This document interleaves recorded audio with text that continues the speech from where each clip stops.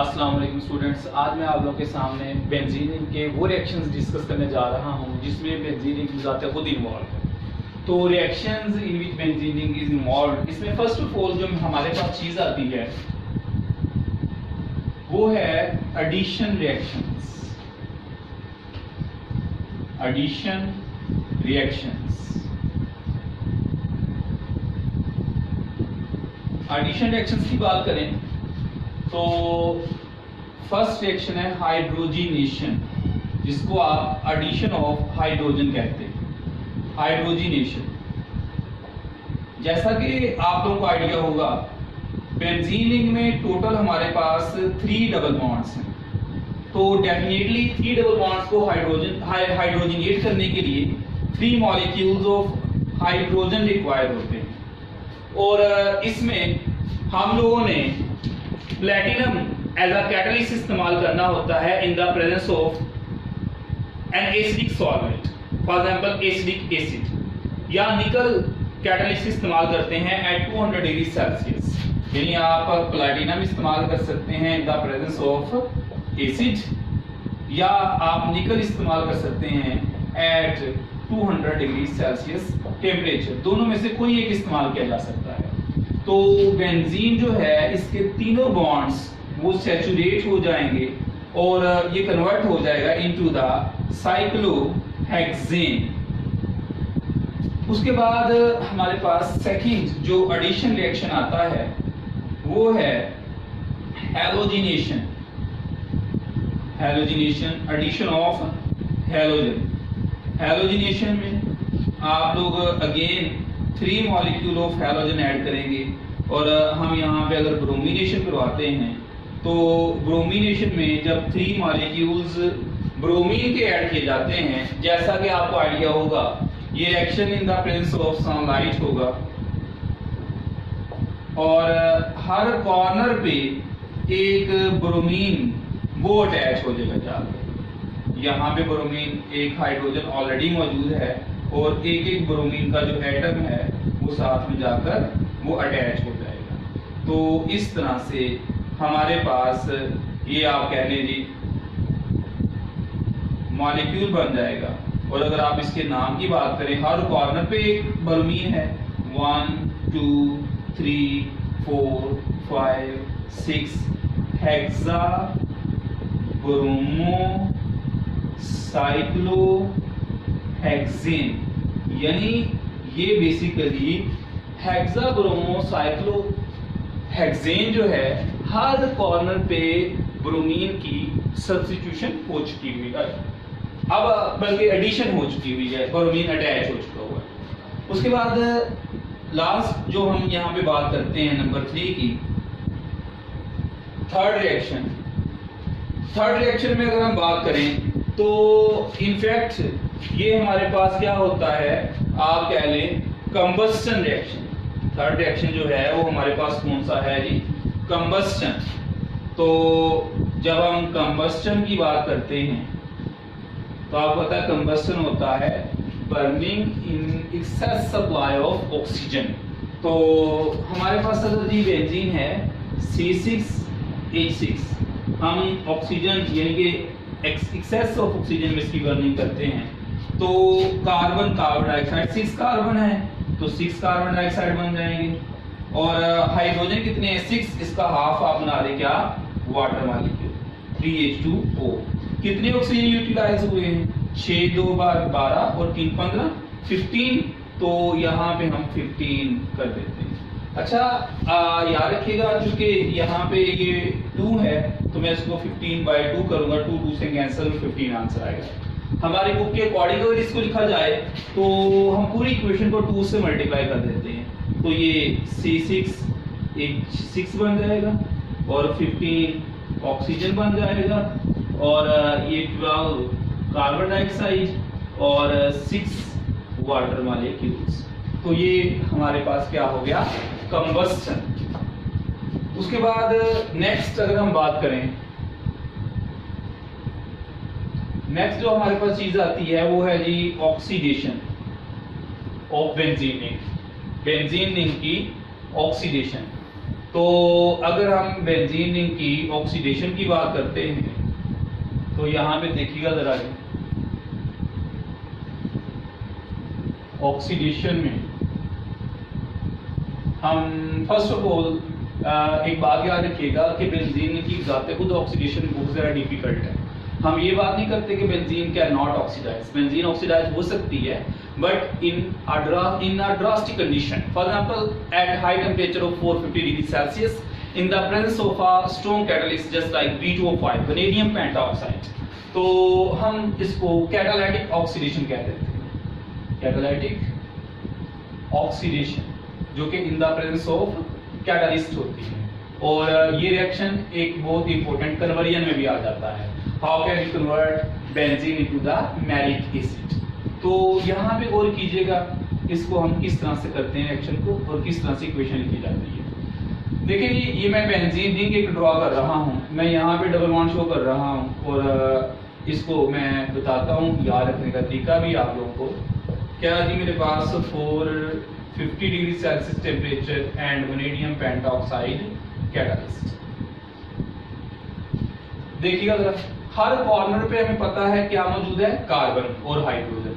मैं ना ऐसे शो करने लगा हूं इसको, गौर कीजिएगा जरा, ये कार्बन है, ये कार्बन है, इसके साथ हाइड्रोजन है, ये कार्बन है और यहाँ पे हाइड्रोजन, ये कार्बन है और यहाँ पे हाइड्रोजन, कार्बन कार्बन और इनके साथ क्या मौजूद है, हाइड्रोजन मौजूद है।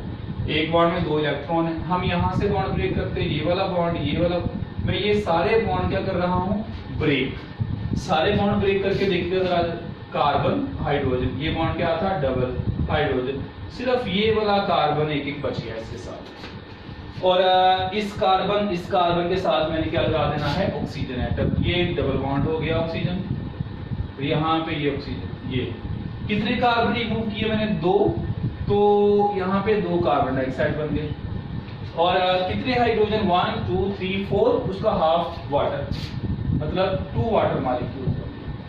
तो ये देखिए याद रखने का तरीका भी इसको कितना इजी है। तो मैंने बेंजीन के ये जो बॉन्ड्स इस तरह शो किए हैं, आपको पता चल जाएगा कहाँ से बॉन्ड ब्रेक हो रहा है। तो 2 मैंने बेसिकली इस केस में क्या किया है, बेंजीन रिंग को स्प्लिट कर दिया, ब्रेक कर दिया है रिंग, ये रिंग खत्म हो चुका है बेंजीन। तो ये कंपाउंड मैलिक एनहाइड्राइड बनता है, और इसमें ऑक्सीजन देखिए कितने यूटिलाइज हुए हैं, या 1 2 3 और 4 यहाँ कार्बन डाइऑक्साइड में, ये कितने हो गए, 7, और 2 यहाँ पे वाटर में आ गए 9। तो इसको हम 9/2 करते हैं। इसको बैलेंस करने के लिए पूरी इक्वेशन को 2 से मल्टीप्लाई कर दिया जाता है। तो मैं इस इक्वेशन को रीराइट करता हूँ ताकि आपकी बुक के अकॉर्डिंग ये इक्वेशन लिखी जाए और आपको थोड़ा सा पता चल जाए कि किस तरह से। तो हमारे पास क्या होता है जी, ये 2 बेंजीन के मॉलिक्यूल्स और 9 ऑक्सीजन, और वही V2O5 catalyst, 450 degree Celsius temperature, और इसमें 2 आप कह रहे मॉलिक्यूल्स बन रहे हैं किसके वाला, मैलिक एनहाइड्राइड के, ठीक है ना, मैलिक एनहाइड्राइड, और 4 कार्बन डाइऑक्साइड और 4 वाटर, ठीक है जी। तो ये कंपाउंड क्या बना मेरे पास, मैलिक एनहाइड्राइड।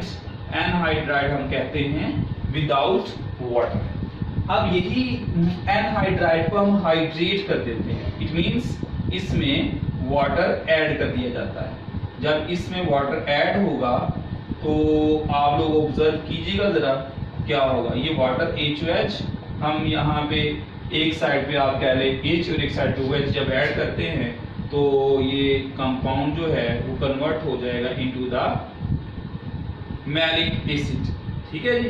तो ये आप चेक कर सकते हैं हमारे पास मैलिक एनहाइड्राइड से क्या बन चुका हुआ है, ये मैलिक एसिड बन गया, मैलिक एसिड। तो ये हमारे पास याद रखिएगा, और मैलिक एसिड के साथ ये भी याद रखें, अगर एक COOH इस तरफ और एक इस तरफ आ जाए तो वो फ्यूमेरिक एसिड बन जाता है, और मैलिक एसिड और फ्यूमेरिक एसिड एक दूसरे के सिस ट्रांस या ज्योमेट्रिकल आइसोमर्स भी होते हैं। ये एमटीकैट के एक इंपॉर्टेंट MCQ के तौर पे भी आती है ये चीज कि मैलिक एसिड का आप कह रहे हैं कि हमारे पास ज्योमेट्रिकल आइसोमर कौन सा है, तो फ्यूमेरिक एसिड है। उसके बाद अगर हम बात करें जी नेक्स्ट, तो वो हमारे पास है दरअसल आप कह लें कैटालिटिक ऑक्सीडेशन के बाद ओजोनोलाइसिस। ओजोनोलाइसिस हमने ऑक्सीजन की ही बॉन्ड क्लीवेज करनी है इन द प्रेजेंस ऑफ ओजोन। तो ये देखिएगा जरा, ये मेरे पास क्या है जी, बेंजीन O3, और इसको मैं इस तरह से लिख देता हूं, जहां जहां डबल बॉन्ड है वहां वहां एक ऑक्सीजन हम आप कह लें ऐड कर देते हैं।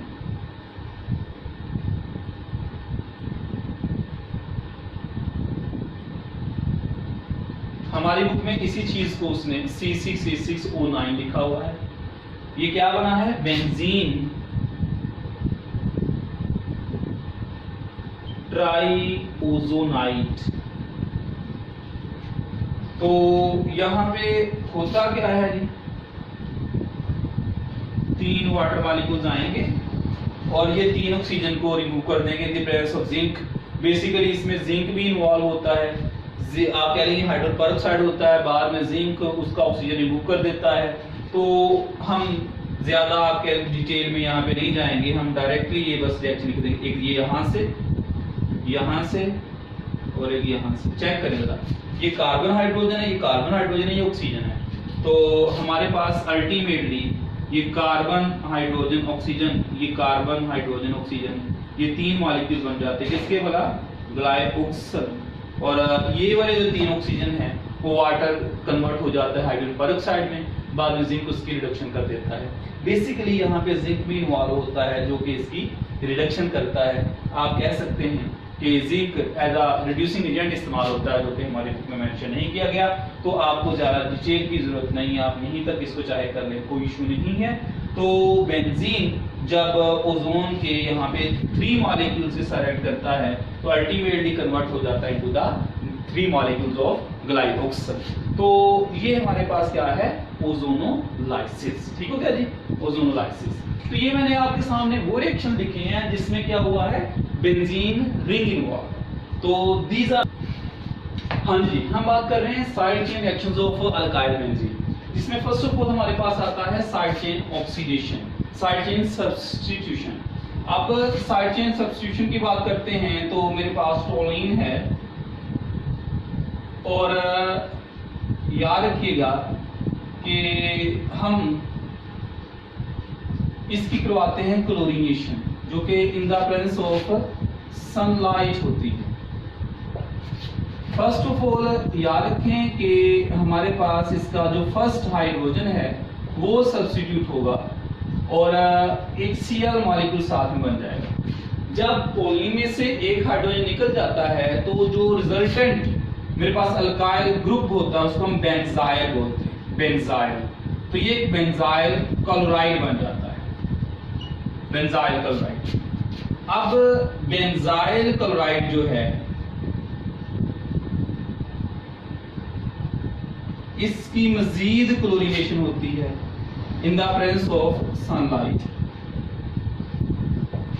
और एक और डेफिनेटली हाइड्रोजन वो सब्स्टिट्यूट हो जाएगा और ये Cl2 बन जाएगा, HCl।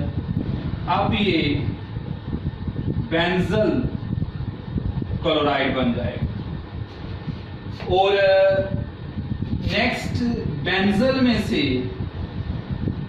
एक और हाइड्रोजन वो सब्स्टिट्यूट हो जाएगा,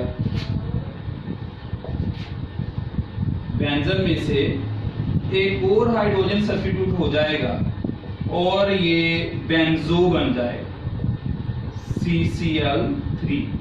तो this is the banjo trichloride.